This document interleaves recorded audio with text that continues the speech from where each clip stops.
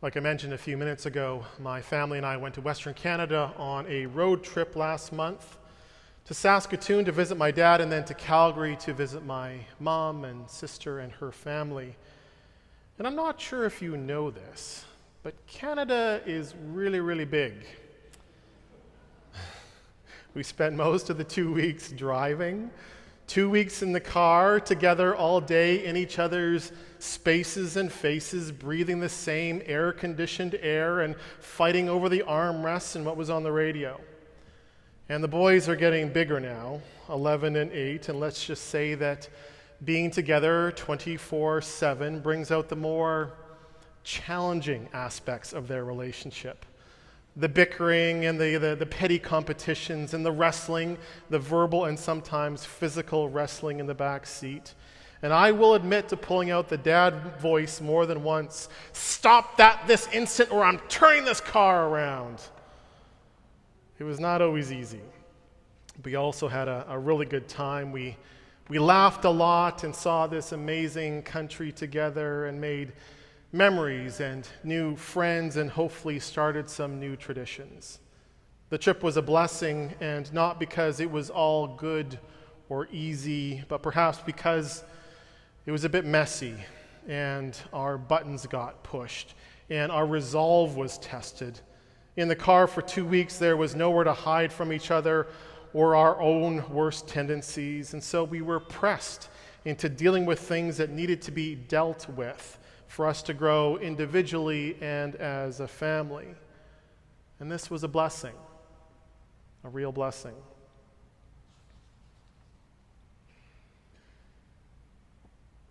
The biblical character Jacob has been searching for a blessing his whole life. Ever since emerging from his mother's womb, the second-born son, clutching at his twin brother Esau's heel, he has been grasping for something he did not possess or was not entitled to. We get a clue of his personality from his name, Jacob, which is derived from the Hebrew word for heel and has the connotation of supplanting or cheating or even he who acts crookedly. And when we read the full account of his tale in the book of Genesis, we see that his name encompasses the truth of who and what Jacob has been. He has been a supplanter, a cheater, a crook. He is the one who lied to his blind father Isaac and stole his brother Esau's blessing. The one who had to run for his life and go into exile fearing his brother's retribution. One who ended up being very outwardly successful, but only after struggling for 20 years with his father-in-law deceiving and being deceived. Immediately preceding our Genesis text today, Jacob, in his exile, has heard that his brother Esau is coming to meet him, and he is accompanied by 400 men. Jacob assumes Esau is approaching to attack him, and so his response is to panic and to run for the hills, thus repeating the pattern from 20 years previous, when he first fled his homeland. Our passage today begins with Jacob alone after sending his wives and children across the river Jabbok, an eastern tributary of the Jordan River. There's a hint here for what is about to happen in the river's name. Jabbok is a play on the name Jacob and is related to the word wrestle. On the banks of the river Jabbok is to be the place of the culminating moment in Jacob's story. This is where the characterization of his wrestling, searching, grabbing is about to be made explicit and real. The text says, Jacob was left alone, and a man wrestled with him until daybreak. When the man saw that he did not prevail against Jacob, he struck him on the hip socket, and Jacob's hip was put out of joint as he wrestled with him. And then he said, "Let me go, for the day is breaking." But Jacob said, "I will not let you go unless you bless me." Years earlier, the blessing Jacob acquired from his father Isaac was a false one, grounded in deception. He has spent his life conning and cheating and deceiving and manipulating virtually every member of his family. And whenever the tension was about to explode into full conflict, he would run off. But here at the river, wrestling with some mysterious figure through the dark night, we see Jacob not fleeing, but fighting for his life and for his future. He has nowhere left to hide. And all through the dark hours, he holds on for dear life in quest of that which has eluded him his whole life. As the sun begins to rise, he cries out for a blessing, a real blessing, a divine blessing, not one based on his schemes or his guile, but one based on grace.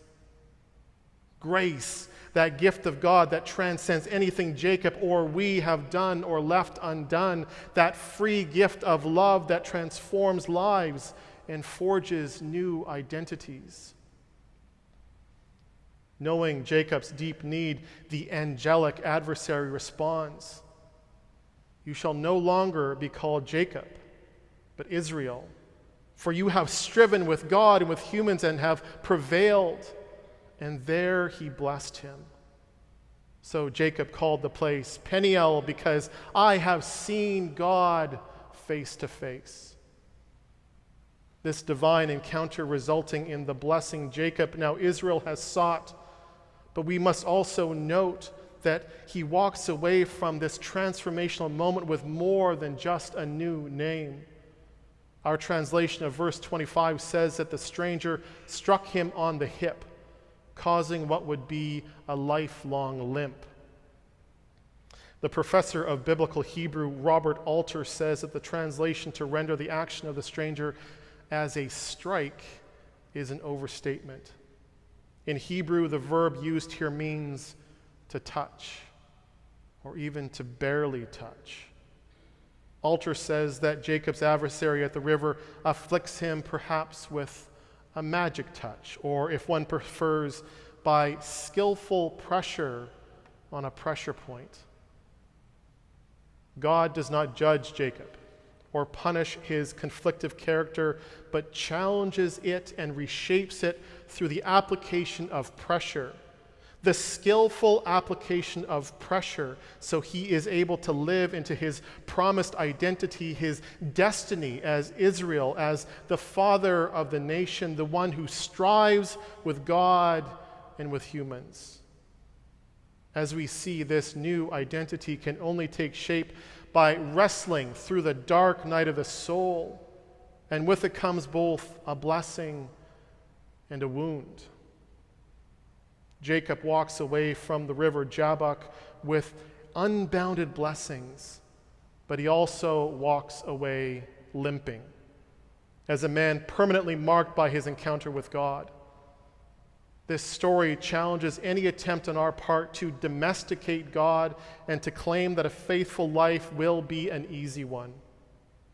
This story attests to the complex reality of a God who is intimately engaged with humans, who seeks us out and blesses us, but also challenges us. The life of faith is not supposed to be easy. We will encounter pressure. Our buttons will be pushed. But in the story of Jacob, we are reminded that when we hold on to God through the dark night, we are transformed.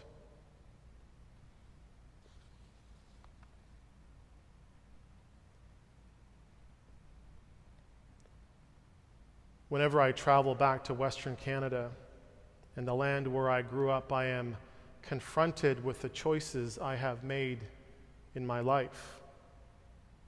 Seeing my mom and dad and sister again, I am confronted with the hard reality that I am the one that left.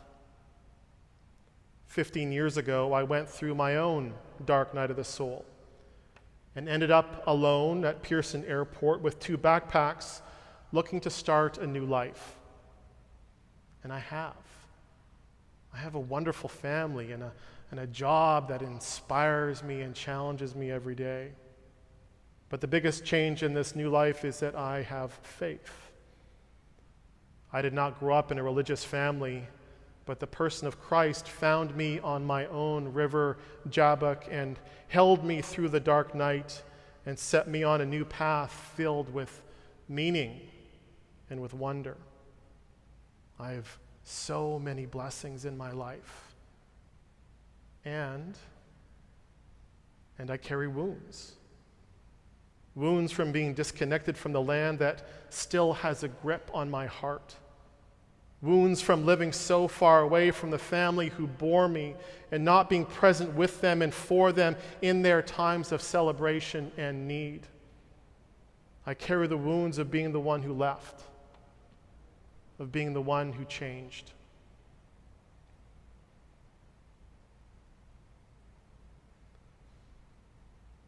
The biblical studies professor, Dr. Rachel Wren, says that the story of Jacob is perhaps the best description of the life of faith in the entire Bible.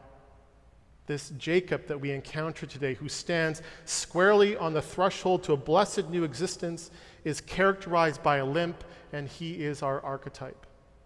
Blessings and wounds, challenge and comfort, pressure and peace.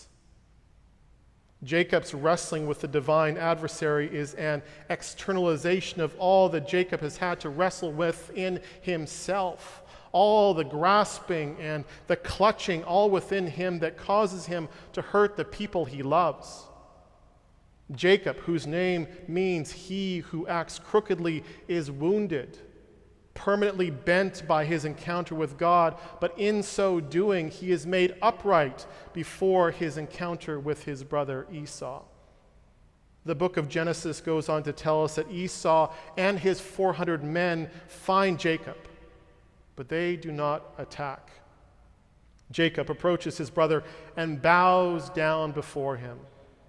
With a newfound humility, 7 times he bends down and humbles himself at Esau's feet. And then in the light of the new day, the brothers look upon each other and they run to each other and they embrace and they kiss and they weep. And then, still holding on but no longer clutching, Jacob says to Esau, "To see your face is like seeing the face of God." To see your face is like seeing the face of God. It is a moment of healing born from struggle, guided by the divine hand that knows all of our pressure points. As Dr. Wren says, the story of Jacob is perhaps the best description of the life of faith in the Bible. And so with this in mind, I invite you to consider some things today. I invite you to consider where your river Jabbok might be.